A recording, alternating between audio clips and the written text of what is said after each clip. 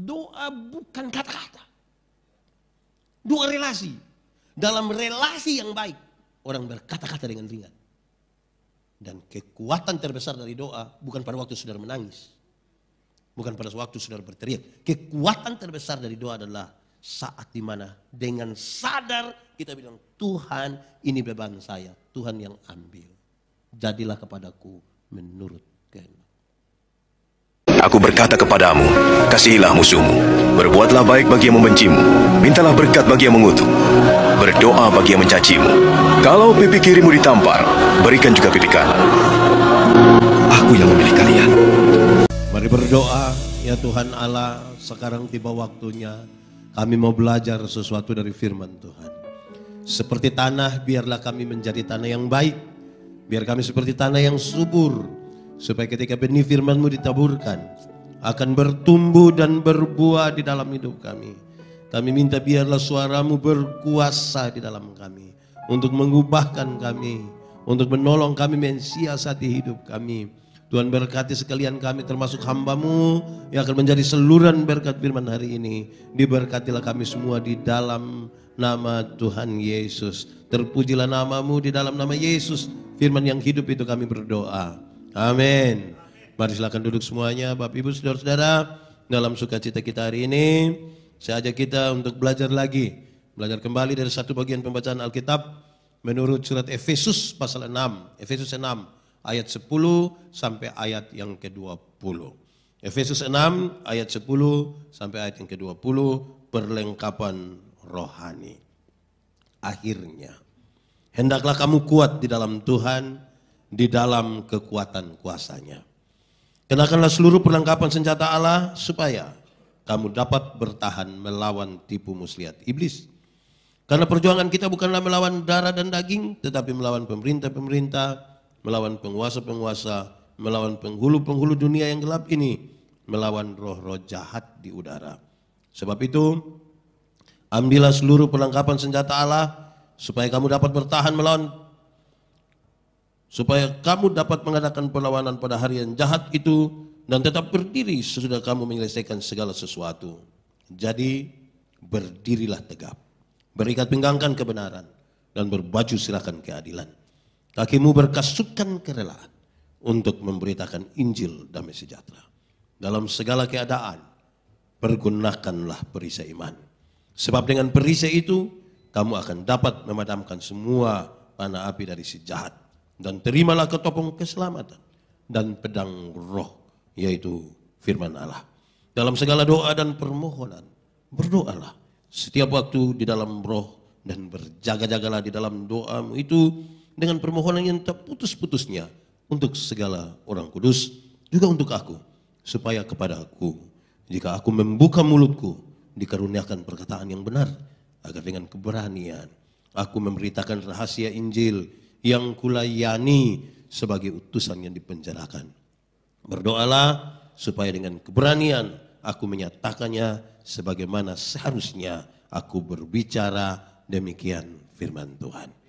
Berbahagia setiap orang yang mendengar firman, memelihara dan melakukan dalam hidup setiap hari. Shalom. Paulus meninggalkan jemaat di Efesus. Jemaat itu jemaat yang kecil saja. Orang-orang kecil, kelompoknya juga kecil. Tidak punya pengaruh sosial yang kuat, tidak punya pengaruh politik yang sangat besar. Paulus meninggalkan mereka, padahal Paulus sadar betul dunia ini medan pertempuran. Kalau dunia medan pertempuran, semua orang akan berhadapan dengan pertempuran itu. Baik orang kaya, baik orang kota, baik orang beriman maupun orang tidak. Paulus mendefinisikan musuh kita ada dua. Satu, musuh yang kelihatan. Yang kedua, musuh yang tidak kelihatan. Kalau musuhnya kelihatan, mungkin gampang. Kalau musuhnya kelihatan, dia dari sana. Kalau dia kelihatan, pegang pistol, tinggal pegang batu, tinggal lempar. Pegang kayu, tinggal pukul. Kalau tidak pegang apa-apa, tinggal lari. Intinya kalau musuhnya kelihatan. Lalu bagaimana kalau musuhnya tidak kelihatan? Nah ini repot ini kalau musuhnya tidak kelihatan. Corona termasuk kelihatan atau tidak kelihatan? Tidak kelihatan. Kalau suanggi itu apa ya? Guna-guna itu kelihatan atau tidak kelihatan? Ya kadang-kadang dia kelihatan. Ya kira-kira begitulah. Paulus meninggalkan jemaat.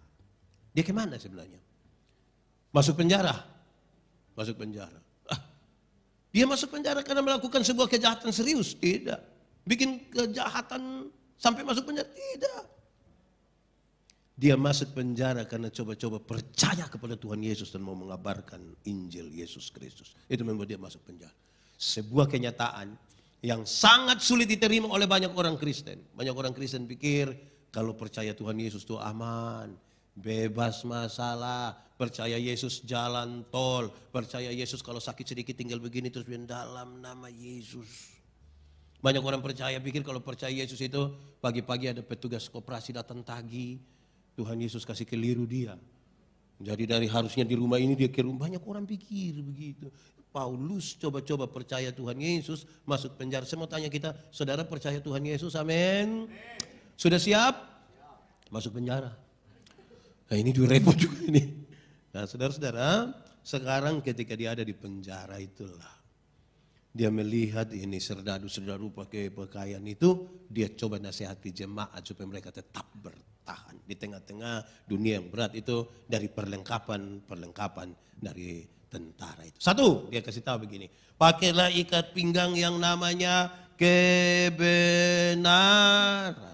Ikat pinggang namanya kebenaran. Serdadu-serdadu itu kalau mereka pakai ikat pinggang itu biasa dipakai untuk menyarungkan pedang mereka. Supaya apa? Supaya mereka bisa bergerak bebas. Bayangkan kalau, kan ikat pinggang ini kalau dalam konteks sekarang kan untuk kasih kuat celana kan. Bayangkan kalau musuh datang dia mau tarik celana atau berkelahi, ya lama-lama dia mati. Jadi dia harus bergerak bebas dengan ikat pinggang yang namanya apa? Kebenaran. Saya mau tanya kita, ada dua kata dalam bahasa Indonesia, benar dan betul. Benar betul sama atau beda ya? Benar betul, betul benar. Sama atau beda? Sama, benar bisa berarti betul, betul bisa berarti benar. Tapi dua kata yang sama ini, sama-sama diberi awalan ke dan akhiran an. Benar akan jadi kebenaran. Betul akan jadi kebetulan. Masih sama artinya? Beda. Kebenaran arti lain, kebetulan arti lain. Kalau hari ini kita beribadah di sini, kebenaran atau kebetulan? Kebenaran. Saya kira kebetulan memang tidak ya, ini kebenaran ya. Kalau masih hidup sampai hari ini, kebenaran atau kebetulan? Kebenaran. Kalau Tuhan Yesus mati bagi saya dan saudara, kebenaran atau kebetulan? Kebenaran. Saya geser sedikit. Kalau kita kulit hitam, kebenaran atau kebetulan? Mulai ragu-ragu kita. Hari-hari ini saudara, saya bilang di mana-mana, hari-hari ini nih warna kulit saja bisa jadi berhala baru. Seolah-olah iklan-iklan di televisi itu menyatakan kepada kita, kalau kulit putih, sepertinya kita harus ambil kesimpulan, kalau kulit putih itu lebih baik dari kulit hitam itu. Akhirnya setiap kali kulit putih berdiri di depan, kita yang kulit hitam itu macam gelisah bagaimana ya, macam ada lagu dulu bilang, biarlah yang hitam menjadi hitam. Jangan harapkan jadi putih. Pakai oker juga tidak bisa. Saudara pakai pemutih, maaf di wajah saja. Leher ke bawah, gelap lagi. Saudara tambah pusing nanti gitu. Oke, saudara-saudara, kebenaran. Saya mau bilang kepada saudara, banyak orang Kristen merasa dia tinggal dalam kebenaran. Tapi apa memang? Belum tentu saudara. Kenapa? Karena kebenaran dalam Alkitab punya 3 dimensi. Punya 3 unsur serius tentang kebenaran dalam Alkitab. Satu, kebenaran itu berdimensi legal. Legalitas. Ikut aturan. Semua bentuk pelanggaran terhadap aturan Tuhan tidak setuju. Tuhan tidak mau. Orang Kristen harus orang Kristen yang taat aturan. Jemaat kecil di Efesus itu yang ikut aturan saja orang cari mereka punya salah. Apalagi kalau tidak ikut aturan. Kebenaran punya dimensi legal. Legalitas yang dibangun di atasnya pulih hubungan manusia berdosa dengan Tuhan. Ini ibarat kita naik motor. Kalau saudara naik motor, ada SIM, STNK, lampu-lampu ada, kaca spion ada, pakai helm. Ada operasi lalu lintas di situ, berani maju ke tidak? Masuk, kan ikut aturan.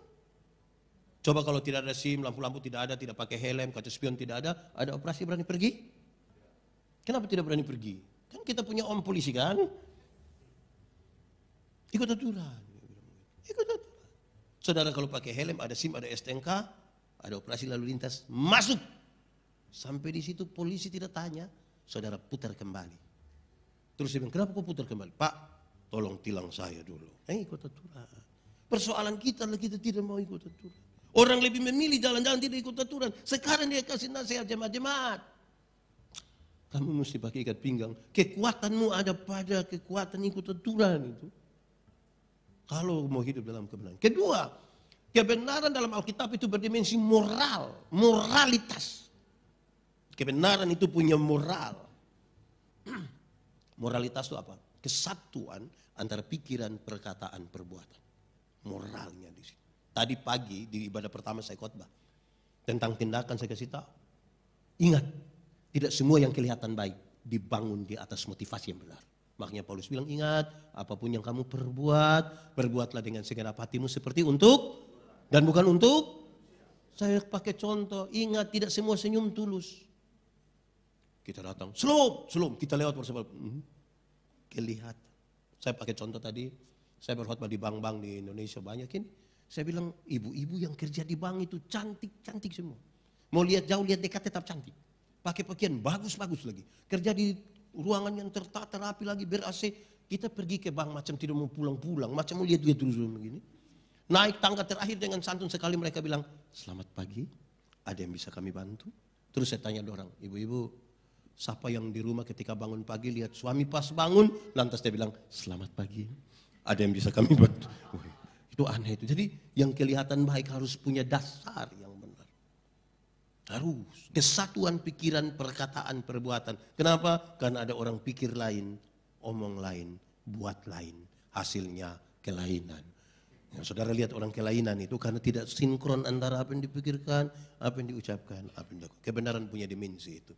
Ketiga, kebenaran dalam Alkitab punya dimensi sosial, sosialitas, kepekaan untuk turut mengambil bagian dalam penderitaan orang lain. Solidaritas.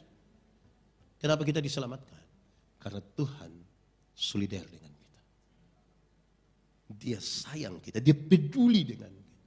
Tapi saudara tahu, solidaritas orang Kristen ini kadang-kadang bermasalah. Hari-hari ini nih, saudara lihat anak-anak muda itu kalau ada orang celaka, siapa mau tolong? Tidak tolong. Dia bikin story.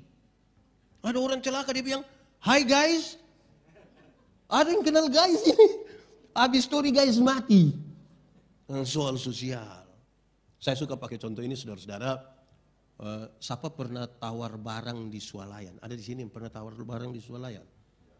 Di mall, di depan, di pokoknya pernah tawar barang. Berani tawar itu pasti kita bikin malu-malu saja. Pemilik mall itu orang kaya atau orang miskin ya?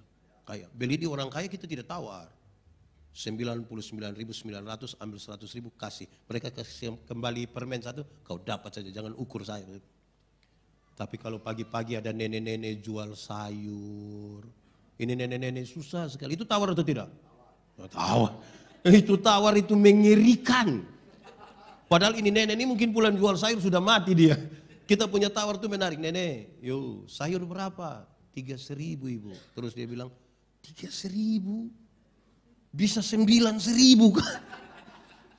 Tawar sayur 3.000 jadi 9.000, bayangkan. Kadang-kadang pakai tambah satu kalimat di belakang. Bisa 9.000 kak? Nenek tanam sendiri juga. Itu kalau saya yang jual saya bilang, ibu bawa gratis saja, bawa gratis saja. Tidak usah tawar-tawar sampai yang begini ini. Tawar sayur 3.000 jadi 9.000 padahal turun dari Alphard. Di tangan kanan ada iPhone terbaru, tangan kiri ada Samsung terbaru. Masih ada Nokia lagi dalam tas. Rantai selip beratnya 2 kilogram. Tawar sayur 3.000 jadi 9.000 itu. Durhaka itu. Mulai sebentar tawar sayurnya kebalik dari itu ya. Nah, kalau tanya, nenek sayur berapa? 3.000, maaf nenek. Boleh 1 3.000 nenek.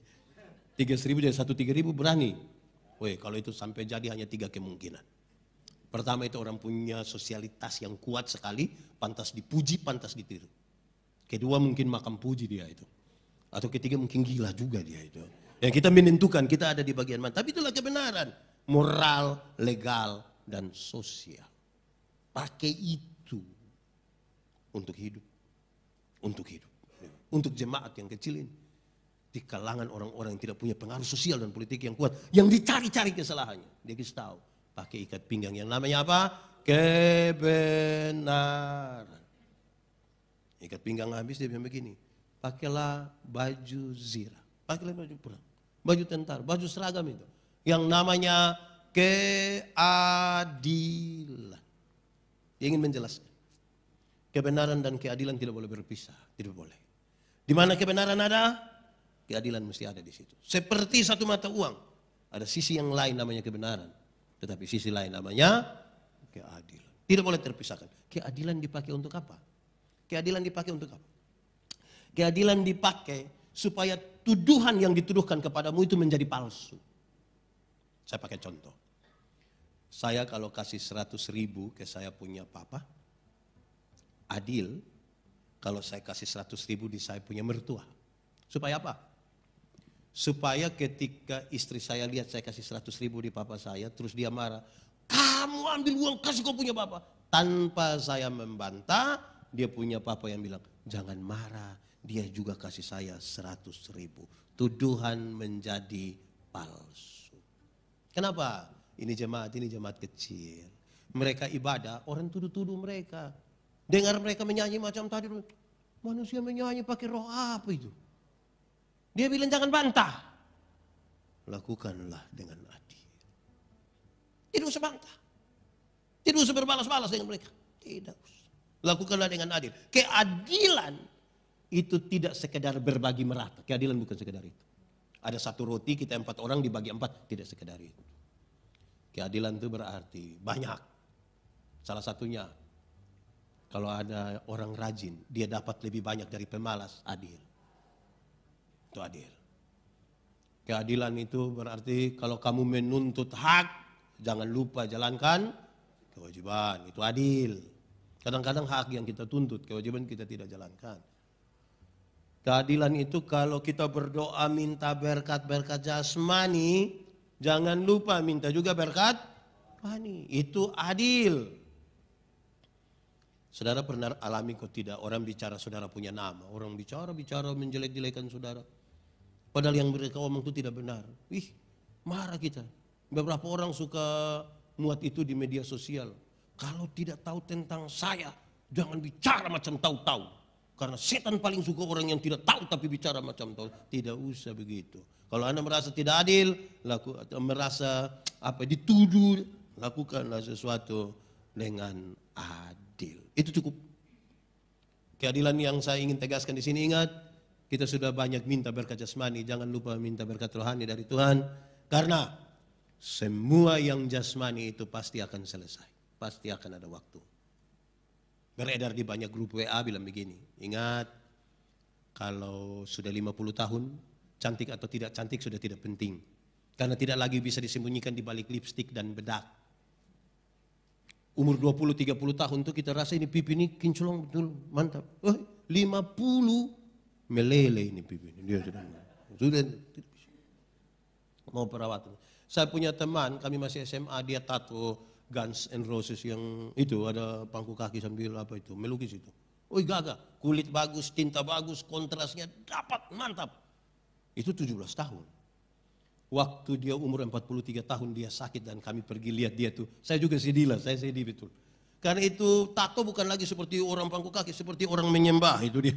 Menurun langsung, dia bisa. Jadi kalau ibu-ibu ada yang datang tanya, ibu umur berapa sekarang? Terus ibu bilang 50. Dia sengaja kaget bilang, hah?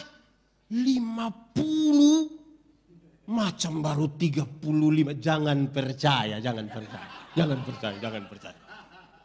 Masa umur 50 sama ke 35, nah yang 15 di mana? Kalau ibu jalan sama anak terus ada yang tanya, yang ini siapa? Yang ini siapa sayang?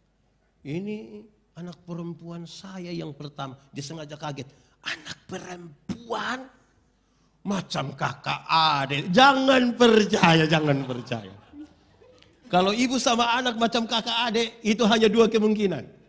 Kemungkinan pertama, kemungkinan besar anaknya mukanya terlalu tua. Jadi dengan mamanya itu kan bedanya tipis sekali kan?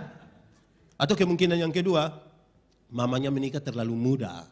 Mungkin umur 6 tahun sudah nikah itu. Akhirnya jangan, pasti 50 itu cantik atau tidak cantik sudah menurun. Apalagi kalau dia baca, kita ini kan baca standarnya begini. Kalau mulai agak tarik sedikit,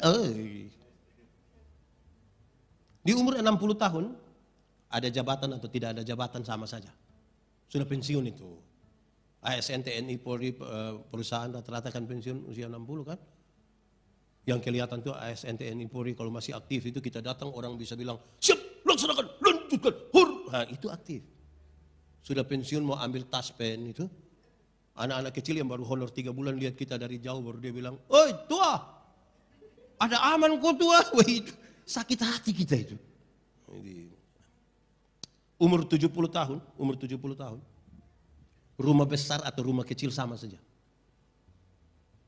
Rumah besar atau rumah kecil sama saja. Apalagi rumah tingkat. Sudah pakai tongkat mau naik di lantai 2 begini. Wah, tidak. 1,5 saja kita kalah itu. Tidak jadi itu. Akan selesai. Di umur 80 tahun, kalau Tuhan izinkan kita umur panjang. Bahkan kaya atau miskin pun tidak ada arti. Bahkan kaya atau miskin pun tidak ada arti. Tidak mungkin lagi dia pesan daging babi 2 kilo makan sendiri, tidak mungkin. Kolesterol, asam urat, diabetes, jantung, darah tinggi, gigi tidak ada. Orang lain masih kunyah, kita tidak kunyah lagi, kita macam mall saja. Mall-mall rasanya sudah habis, akan selesai. Kumpul cucu lari-lari begini, cucu bilang, opa, mau apa biar kita ambil ya? Kita hanya bilang, jangan, kita makan bubur, paling-paling hanya begitu. Jadi jangan cari yang jasmani saja. Ingat-ingat yang rohani, karena yang akan menyertai perjalanan kita itu yang rohani. Ada usaha-usaha, ada kerja-kerja, mampir-mampirlah di gereja, ingat-ingatlah berdoa, ajak-ajaklah istri untuk berdoa, adil itu. Istri juga ajak suami berdoa lah. Begitu, itu adil itu. Sudah 2 ini. Ikat pinggang namanya, baju sirah namanya, ketiga dia bilang, pakailah sepatu, pakailah kasut, pakailah alas kaki yang namanya kerelaan. Memang buat sesuatu tidak rela itu tidak bisa. Buat sesuatu tidak rela itu tidak bisa, saudara-saudara. Contoh ya, katakanlah kita ada baju satu terbaik, itu baju terbaik sudah. Pakai kemana-mana hanya itu baju, ke pesta itu baju, ke duka itu baju, syukuran itu baju, pokoknya itu baju paling bagus sudah. Terus ada mau acara, keluarga dari kampung datang, bilang pinjam itu baju putih dulu. Terus kita masih pikir-pikir mau kasih, tidak. Terus orang itu bilang kasih. Ini yang kau punya saudara yang minta. Besok-besok kalau engkau susah kan bukan baju yang bantu. Keluarga yang atau kan, saudara lihat kalau kasih sesuatu tapi tidak rela, saudara bisa bayangkan. Ambil. Dia yang ambil ukur di sana terus dia tanya, cocok? Iya cocok. Pas itu yang kau punya perut itu pas. Memang melakukan sesuatu kalau tidak rela tidak bisa. Saudara pernah putus cinta atau tidak? Pernah putus cinta? Ulang-ulang. Memang kalau kita putus cinta, kalau tidak rela, tidak move on, sudah kita bisa sakit hati dari tamat SMA sampai mati. Itu cewek naikkan foto sama dia punya om, kita yang tersinggung. Kita capture itu foto, lingkar merah itu om punya kepala begini, anak panah merah di matanya, kita messenger, dia tanya, siapa itu? Om macam begitu, sakit hati kita. Rela. Tapi bukan itu yang dimaksudkan di sini. Yang dimaksudkan adalah kerelaan memberitakan Injil damai sejahtera. Itu saudara-saudara kalau sudah pakai mereka punya sepatu itu, mau masuk hutan kah, injak duri kah, aspal kah, apapun masuk, rela. Injil harus diberitakan dengan rela. Rela. Injil itu apa? Injil itu berita pembebasan. Saudara tahu kenapa berita pembebasan? Kenapa Injil sangat diperlukan? Karena banyak orang tertekan. Banyak orang bahkan ditakut-takuti dalam situasi dunia hari ini. Injil itu pembebasan. Saudara, kita baru merayakan Natal. Saya mau kasih tahu saudara, sebelum berita kedatangan Yesus, kita baca celakalah. Waktu berita Yesus datang, Yesus lahir, Yesus melayani, mati, bangkit, naik ke surga, Roh Kudus dicurahkan, celakalah tidak ada. Dia bilang, jangan takut. Injil pembebasan. Pembebasan harus diberitakan supaya mereka yang ketakutan itu siap menghadapi. Saya melayani di rumah sakit ada nenek-nenek sakit. Saya bilang, nenek kita berdoa ya. Iya. Tapi nenek saya doa habis mungkin nenek sudah mati. Saya jelaskan sedikit, tapi nenek mati pasti masuk surga. Kenapa masuk surga? Saya jelaskan terus dia bilang begini, pendeta, mati hari ini atau besok sama saja. Tuhan yang memberi, Tuhan yang mengambil. Terpujilah nama Tuhan. Bahkan di lorong kematian pun dia siap. Supaya apa? Supaya ketika ada anak muda datang ke saya bilang begini, pendeta, saya rasa saya manusia paling berdosa di dunia. Saya akan katakan dia, anak muda jangan takut. Pendeta juga orang berdosa, kita dua berdosa. Tapi kasih Tuhan lebih besar dari kita dua punya kesalahan. Itu pembebasan. Bayangkan kalau ada anak muda datang bilang, pendeta, saya rasa saya manusia paling berdosa ini. Saya bilang, iya, saya lihat engkau punya muka ini, muka berdosa ini. Engkau kalau tidak bertobat kaki tangan patah buang semua ini. Oh ini berita apa ini? Masih banyak gereja di kota bikin takut kami yang di kampung. Mau pasca mereka jalan putar film-film neraka itu. Orang nonton habis film neraka. Neraka. Woi pendeta neraka. Saya tidak pusing dengan neraka. Kenapa? Karena saya masuk surga. Kenapa pusing dengan neraka? Iya minimal pendeta mesti tahu. Saya tidak tahu pun tidak apa-apa. Kenapa? Saya masuk surga bukan karena ketakutan hukuman di neraka. Saya masuk surga karena Tuhan Yesus mati bagi saya. Itu yang saya mau ceritakan bagi orang dengan rela. Saya mau tanya saudara, kalau misalnya saudara pulang kepada saudara-saudara dikasih uang masing-masing 100.000. Saudara senang atau tidak? Senang. Cerita orang, wih kau rugi tidak ke gereja? Pendeta yang kepala botak kasih kita uang. Cerita 100.000 cerita. Saya mau tanya, Tuhan Yesus mati bagi kita harganya di atas 100.000 atau di bawah 100.000? Di atas. Sudah cerita orang. Dapat pulsa 5.000 satu dunia tahu. Terima kasih Koko, pulsa udah masuk ini. Besok lagi ya.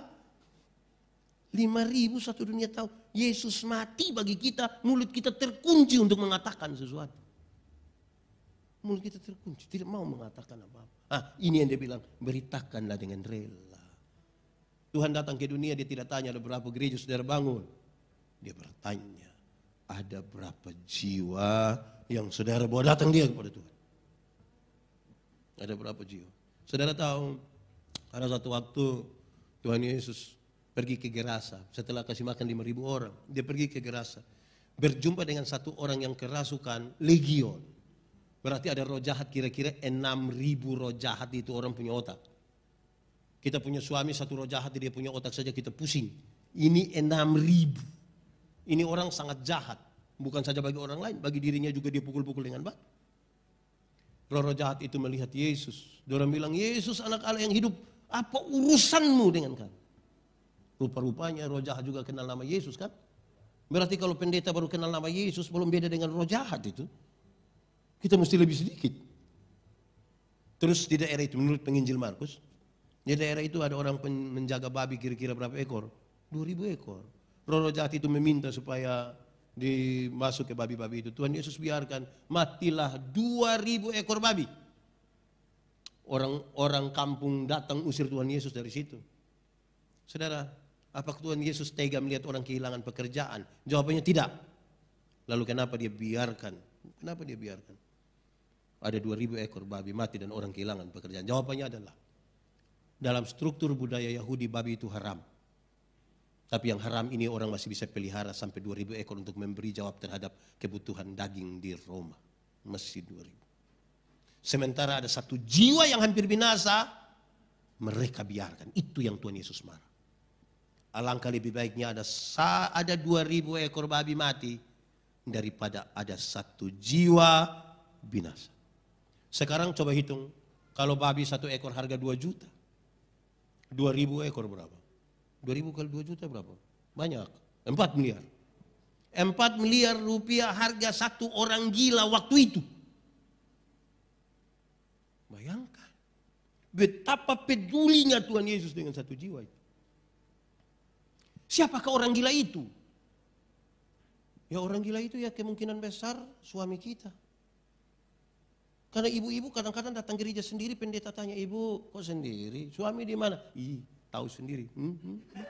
Nah ini lambang apa ini kalau lambang-lambang begini? Beritakanlah dengan rela. Amin kan? Jangan, kadang-kadang kita suka menakut-nakuti, itu yang repot itu.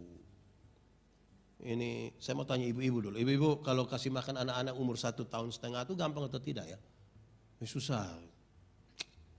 Kejar-kejar dia, kejar 30 menit kemudian ibu-ibu bilang, ini anak tidak bisa mengerti. Ini kalau kami di Timur. Ini anak tidak bisa mengerti orang tua sedikit. Anak 1,5 tahun suruh mengerti dia punya mama yang 40 bagaimana? Anak-anak tidak mau makan itu jangan dikasih takut. Bilang dia baik-baik, nak ayo makan. Makan biar sehat, biar tumbuh bagus, biar tinggi makan. Ini anak tidak mau makan, dia bilang, makan itu aduh. Terus itu om juga datang. Ini anak tumbuh dalam ketakutan. Di Surabaya ada juga yang kasih takut anak begitu. Bahaya itu. Malam-malam kalau anak-anak belum tidur, belum bisa tidur, jangan dikasih takut dia toh. Kasih tahu baik-baik supaya dia tidur toh. Nah, ayo bobo nak. Biar bangun lebih tempo toh. Ayo tidur sudah tidur. Adik belum bobo, papa mama bobo duluan nanti. Ayo tidur sudah. Kami di kampung itu anak-anak belum tidur, suami istri sepakat kasih mati lampu. Terus suami keluar dari pintu belakang ke jendela kamar. Dengan yakin sekali dia garuk jendela. Istrinya sengaja kaget jawab, itu. Om, adik subobo om. Ini keluarga tipu-tipu ini. Ini tidak bisa hidup di dunia sekarang, tidak bisa. Di Surabaya juga ada yang begitu. Ingat, dorang tambah besar, kita tambah tua. Kasih takut dong orang hari ini, besok dorang kasih takut kita. Apa yang saudara tidak mau orang perbuat kepadamu, jangan perbuat itu kepada mereka. Sekalipun anak-anak. Toh, ya, saya punya 2 pengalaman menginjil. Ada banyak kali menginjil, tapi 2 pengalaman ini menarik sekali, menarik. Saya pulang dari Atambua itu kira-kira 300 km. Ada di antara kita mungkin pernah pergi di perbatasan Indonesia Timor Leste. Saya naik bis malam, duduk di samping satu laki-laki, kami 2 usia mungkin sama lah. Nah bis malam tuh, ngeri lari. Kami semua tidak bisa tidur, lari. Terus saya bilang dia, om, kira-kira kalau ini bis celaka, kakak yakin masuk surga kau tidak? Dia lihat saya, kau sembarang. Saya tahu bahwa dia punya masalah, saya kasih dia, kakak. Saya juga dulu takut, mati masuk surga kau tidak. Tapi waktu saya tahu Tuhan Yesus lahir untuk saya, mati untuk saya, bangkit untuk saya, naik ke surga untuk saya, sekarang saya yakin. Mati dimanapun, kapanpun, dengan cara apapun, saya yakin pasti masuk surga. Dia bilang, kenapa lu bisa yakin begitu? Kakak, kita manusia ini berdosa. Bagaimana kita bisa berjuang masuk surga kalau bukan Tuhan yang tolong kita? Kakak tolong berdoa buat saya. Kami 2 berdoa di atas. Semurah itu gitu menyampaikan ini. Kedua, saya pulang pelayanan dari satu jemaat di Keneno kira-kira 185 km dari Kupang. Saudara, itu daerahnya agak sulit masuk, di daerah perbatasan ada juga 1-2 orang yang biasa merampok di situ, jadi banyak orang tidak berani jalan malam. Di daerah itu juga pembangunan belum sampai dengan baik di situ, apalagi musim hujan. Kalau musim hujan itu anjing saja, pakai bahasa Kupang bilang anjing saja tak tanam, kakinya taruh di lumpur tidak bisa balik lagi begini. Saya pulang kira-kira 6:30 atau jam 7 malam, lewat Wenlasi, satu pusat kecamatan. Ada seorang perempuan, nona-nona muda satu, mau pulang juga ke Soe. Tapi karena sudah agak malam, mungkin dia takut sendiri. Dia tunggu kira-kira ada orang datang atau tidak. Dan tiba-tiba dia dengar ada bunyi motor dari sana menuju dia, dan itu saya. Sampai depannya begitu, dia lompat ke tengah jalan, dia bilang, Kak! Saya dalam hati, Kak, ini malam. Makanya dia bilang, Kak. Kalau siang dia bilang, Om, saya yakin. Tapi saya yakin betul. Pas dia bilang, Kak. Saya bilang, iya dek. Biar berimbang sedikit. Oh, iya, pekabaran Injil harus disampaikan dengan damai, bukan dengan ribut lah. Masa dia semangat, Kak, lu siapa? Yang dia bilang, Kak, mau ke Soe? Iya. Boleh kita sama-sama? Saya bilang, kenapa tidak? Terus kami dua jalan sama-sama. Dia pakai motornya sendiri, saya pakai motor sendiri. Saya agak kiri, dia agak di tengah. 3 kilometer kami jalan. Ada orang bawa motor dari belakang, lari kencang sekali. Wut, saya tahu dia kaget, dia marah-marah lagi. Terus saya bilang dia begini, Non, kira-kira laki-laki itu kalau celaka mati masuk surga atau tidak? Terus dia bilang, ya macam begitu itu tidak masuk itu tidak masuk itu. Tapi kalau Nona sendiri mati yakin masuk surga atau tidak? Dia bilang, tahu lagi nih. Saya tahu bahwa dia bermasalah di situ, mengklaim semua orang masuk neraka, tapi dia sendiri tidak punya keyakinan mati masuk surga. Saya bilang, Nona, pakai bahasa Kupang nih, Nona, kakak juga dulu begitu, kakak takut. Tapi waktu tahu Tuhan Yesus lahir buat kakak, mati buat kakak, bangkit, naik ke surga buat kakak yakin. Mati dimanapun, kapanpun, dengan cara apapun, pasti masuk surga. Kakak bisa yakin? Iya, kenapa? Kita orang berdosa. Kita berdosa. Tapi Tuhan terlalu sayang kita. Surga itu rumahnya, tempatnya. Kalau kita mau masuk, itu harus karena dia, bukan karena kita. Dia bilang, kakak boleh berdoa buat beta? Boleh. Kami dua berdoa di atas motor sambil jalan. Tapi kami dua tidak tutup mata. Berani kami dua tutup mata, selesai sudah kami hari itu. Tapi cerita ini dengan maksud, jangan ragu untuk menyampaikan sesuatu. Kadang-kadang kita ingin memberitakan ini berita Injil itu kan ketakutan. Aduh, mulai dari mana nanti dia tersinggung lagi, apalagi di daerah mana. Aduh. Akhirnya orang lebih memilih diam dan menyampaikan. Pakailah sepatu, perjalananmu itu adalah perjalanan memberitakan Injil. Satu orang yang gila saja 4 miliar tadi hitungannya. Waktu itu. Apalagi sekarang. Saya lihat ada banyak suami juga kan malas gereja.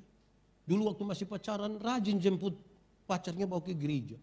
Nanti waktu dia tidak gereja pendeta bilang, Om, dulu kok rajin sekali sama istri, sekarang kenapa tidak pernah? Dia bilang, pendeta, waktu pendeta kasih nikah saya dengan ibu, kami dua telah menjadi satu. Jadi ibu sudah pergi itu sama juga dengan saya. Terlalu dia itu. Oke, pertama ikat pinggang namanya, baju sirah namanya, sepatu namanya, dia lanjut.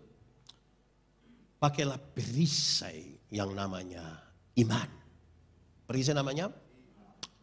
Saudara, perisai dulu itu ada dua. Perisai dulu itu ada dua. Satu perisai yang kecil untuk taruh di tangan, berkelahian pakai pedang, 1 lawan 1. Perisai yang kedua itu agak besar. Orang dulu kalau perang pakai panah, bukan panahnya saja yang tajam. Setiap kali mereka mau panah itu celup di ter yang panas, dibakar baru dipanah. 100 datang sekaligus, kalau pakai yang kecil baru begini, mati.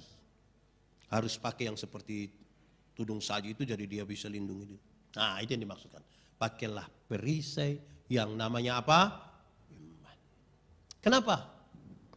Paulus nasihat jemaat itu dia kasih tahu, ada banyak hal yang kita tidak duga. Ada banyak hal tidak duga.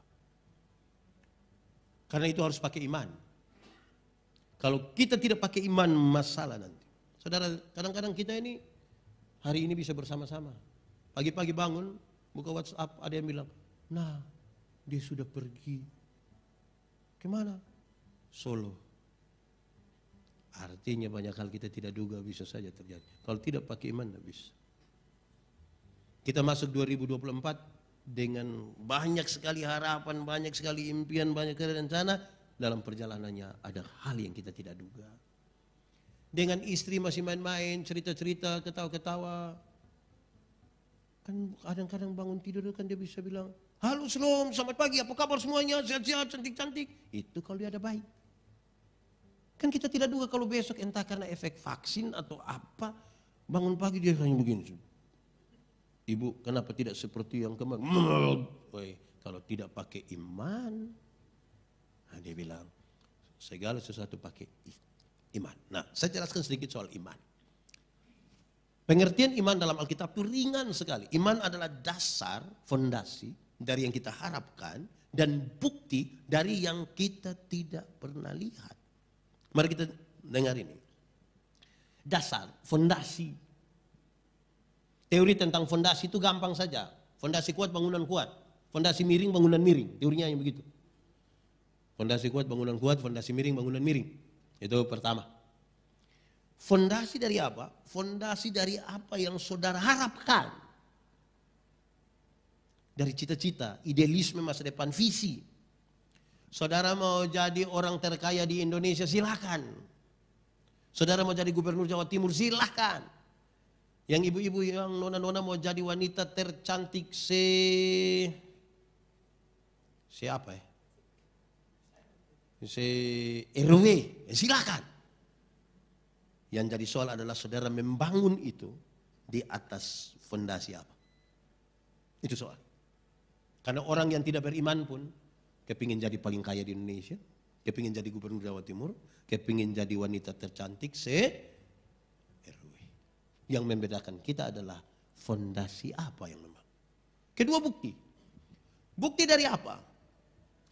Bukti dari yang kita tidak lihat.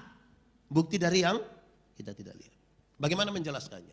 Saudara, arsitek, waktu dia mau bangun gedung ini, gedung besar ini, kan belum kelihatan. Dia bangun duluan di sini. Kamarnya berapa, tiangnya berapa, jendela di mana, tangganya di mana, liftnya di mana. Dia bangun duluan di sini. Kelihatan atau tidak kelihatan? Dari yang tidak kelihatan yang ada di sini, dia tuang di satu kertas. Mulai kelihatan, tapi belum nyata. Nanti dari gambar itu baru dibangunlah gedung ini. Waktu gedung ini jadi, saudara, baru lagi orang-orang semua datang foto-foto di situ. Wah. Saya mau tanya, mereka yang foto-foto tahu kekuatan-kekuatan paling kuat dari gedung ini? Tidak tahu.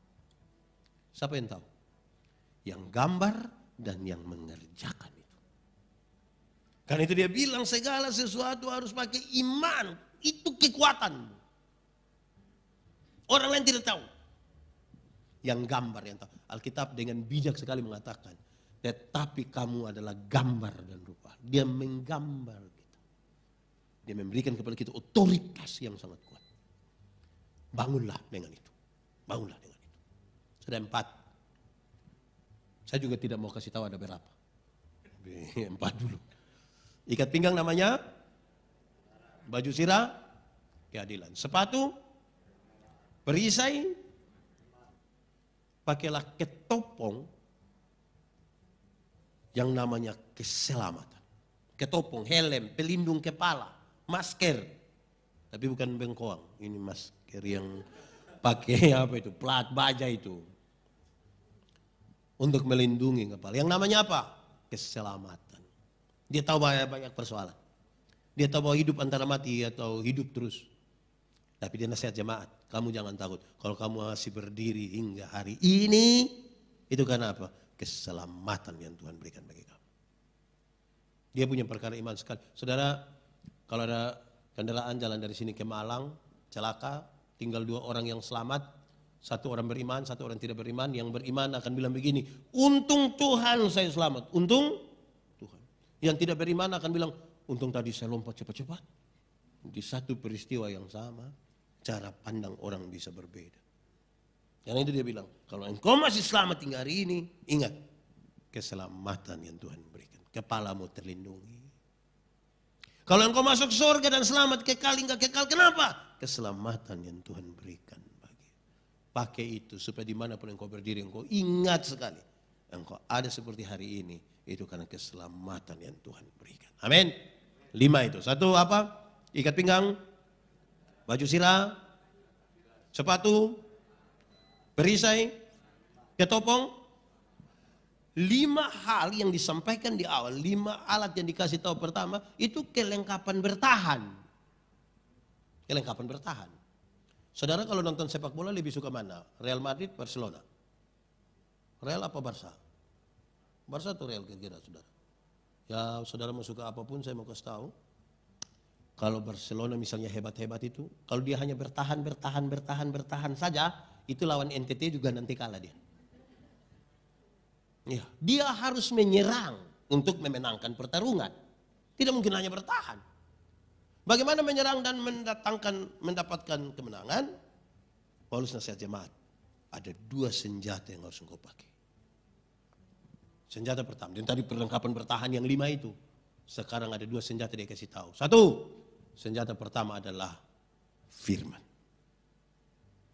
Senjata pertama apa? Firman. Firman. Firman itu yang memutuskan. Saya setuju dengan ini, saya tidak setuju dengan ini. Tapi dia kasih tahu, firman itu seperti pedang bermata 2. Dia iris ke sana, tapi iris juga ke sini. Artinya, kalau untuk orang lain kita berani kutip firman, jangan lupa kutip firman juga untuk diri sendiri. Kadang-kadang kita terlalu sibuk kutip firman untuk orang lain. Jangan sampai habis khotbah ada yang datang bilang saya, pendeta, yo, tadi khotbah pas dengan dia Pak. Dengan kamu tidak pas, dengan saya tidak. Dengan saya firman datang tuh dilihat saya dia serong begini dia lari, jangan begitulah. Firman seperti pedang. Saudara, di kampung orang tua ajar kita, kalau pohon nangka itu tidak berbuah, ambil pedang, ambil parang, cincang dia. Tahun depan dia berbuah. Persoalannya adalah kita mau disakiti atau tidak. Kita mau berproses untuk itu atau tidak dari firman. Secara cepat saudara, saya mau sampaikan kepada saudara bahwa firman itu seperti cermin. Tahu cermin? Karena pernah pakai cermin kan? Cermin itu kan kita sampai, kan kita lihat begini. Pertama kan hanya mau lihat muka saja kan? Waktu lihat muka baru kita mulai, aduh, alis. Tiba-tiba begini, tiba-tiba begini, tiba-tiba begini. Makin banyak bercermin kan makin rapi. Tidak mungkin saudara pergi ke cermin lihat ada kotoran di sini terus bilang, bagus, tidak usah diambil. Kan tidak mungkin.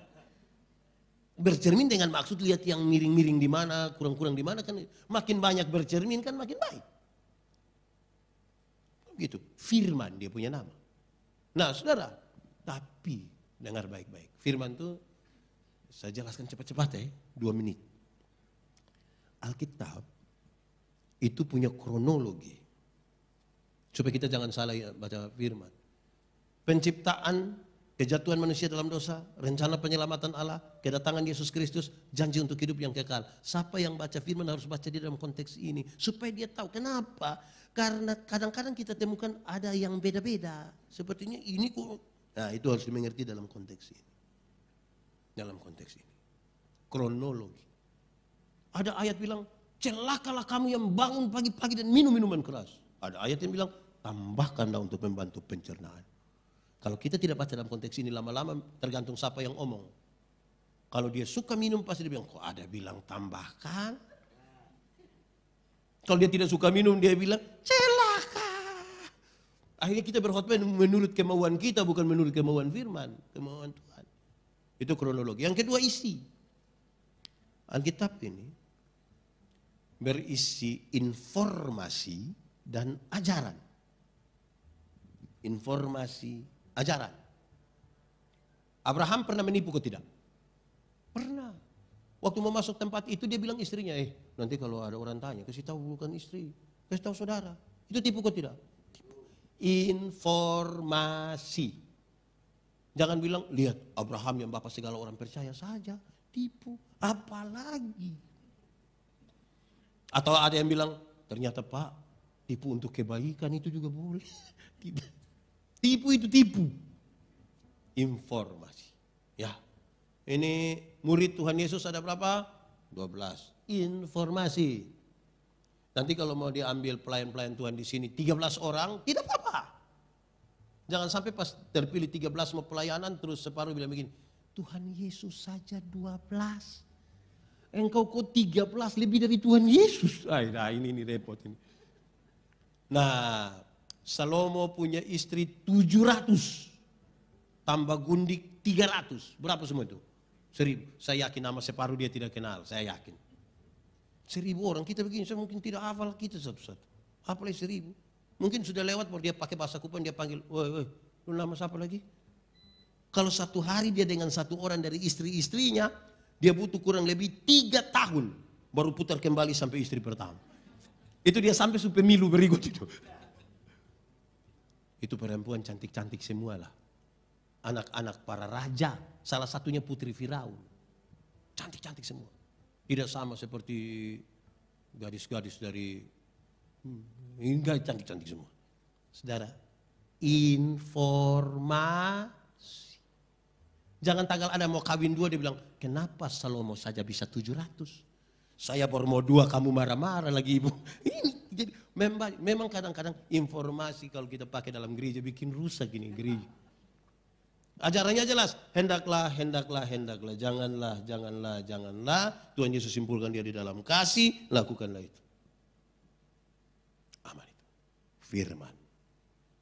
Ikat pinggang namanya, baju sirah, sepatu, perisai, ketopong, senjata pertama, firman. Ingat, firman itu cermin. Tapi sama-sama kaca, ada yang dia pun nama spion. Kalau cermin itu kita lebih banyak lihat diri sendiri. Kalau spion lebih banyak lihat, kalau bawa motor ada spion kan cenderung lihatnya begini. Saya tidak tahu di Surabaya lebih banyak pakai spion atau cermin. Kalau kita terlalu banyak pakai spion, orang lain yang beli kulkas kita yang kedinginan di rumah nanti. Lama-lama kita beku. Orang lain yang beli motor kita yang tidak tidur. Kamu cek dulu. Cek apa? Kredit kah, cash kah? Orang punya urusan. Terakhir. Senjata terakhir adalah kedua. Senjata kedua adalah doa. Apa? Saya mau kasih tahu saudara, doa itu relasi. Bukan kata-kata. Kita terlalu terjebak di dalam doa yang hanya kata-kata. Padahal doa itu relasi. Bukan kata-kata. Saya dengan Om Yogi kita 2 punya relasi baik. Saya jalan kaki, beliau naik motor ketemu saya di jalan. Tanpa saya minta dia berhenti, tanpa saya minta. Pendeta, yuk mau kemana? Naik, karena kami 2 punya relasi. Kalau kami 2 tidak ada relasi, kami 2 tidak saling kenal. Saya jalan kaki, beliau naik motor, ketemu saya di jalan, dia berhenti juga. Tapi dia tanya, ojek ke Pak? Relasi lebih kuat dari kata-kata. Banyak orang sibuk sekali memikirkan kata-kata, bukan relasi. Akhirnya dia ikut pelayanan, tapi dia kasih catatan, ingat, jangan suruh saya berdoa. Ada orang yang cerewet sekali, satu Surabaya dia paling cerewet, tapi jangan coba-coba suruh dia doa makan.